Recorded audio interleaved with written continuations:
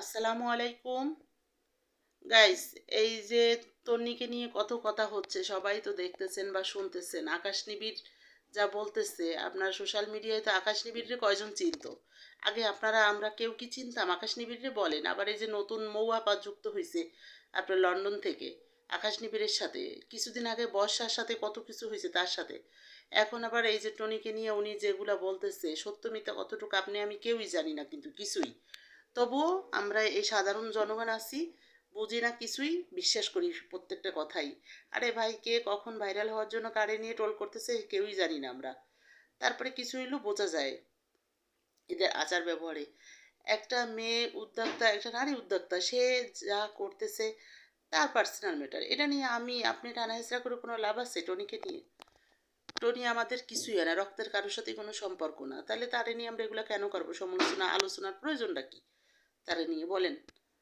এই যে টনিকে নিয়ে যে সমস্ত কথা হচ্ছে বা বলতেছে, বানাই ছানাই মিথ্যা সিদ্ধা কথা বলে কত কিছু করতেছে, তার পারিবারিক বিষয়গুলো নিয়ে সবার সামনে, সেটা তার ব্যক্তিগত ব্যাপার, সে কি করলো না করলো তার হাজবেন্ডের সাথে।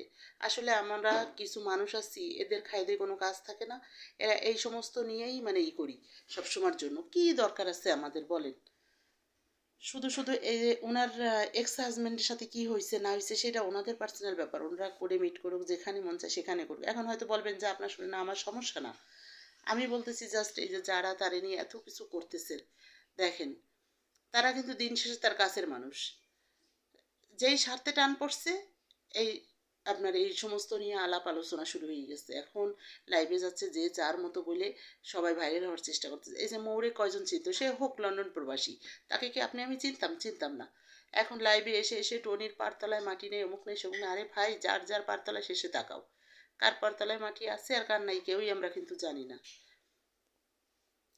কিছু সংখ্যক মানুষ আছে এই দুনিয়াতে, কারোর ভালো কেউ দেখতে পারে না, ওদের শুধু জলে কারে কোনভাবে ডাউন করবে সেই চিন্তা ভাবনা। ভাই, আমি আমার চিন্তা দিয়ে বলতেছি যে শুধু শুধু একজনের পিছনে লেগে কোনো লাভ নাই, যার যার চরকায় শেষে তেল দাও। ঠিক আছে, এই যে অন্যের চিন্তা করে কি লাভ আছে? সেই টনির মেয়েরে নিয়ে, টনির হাজব্যান্ডে নিয়ে, টনির কয়টা বিয়ে অমুক সমুক। আরে ভাই, সে তো বিয়ে করে সংসার করছে বা সংসার করতেছে, সেটা তার ব্যক্তিগত ব্যাপার। তুমি আমি বলে লাভ কি? তুমি যেগুলো করছো সোশ্যাল মিডিয়ায় সবাই জানে আকাশ নিবিড়। এই যে মোয়াপা, তুমি তোমার প্রয়োজনটা কি? তুমি কোথায়, তোমার বাড়ি সেই কি যেন কোথায় বললা, আমার আসলে মনে নাই ভালোভাবে, আমি এতক্ষণ তোমার লাইভ দেখতেছিলাম।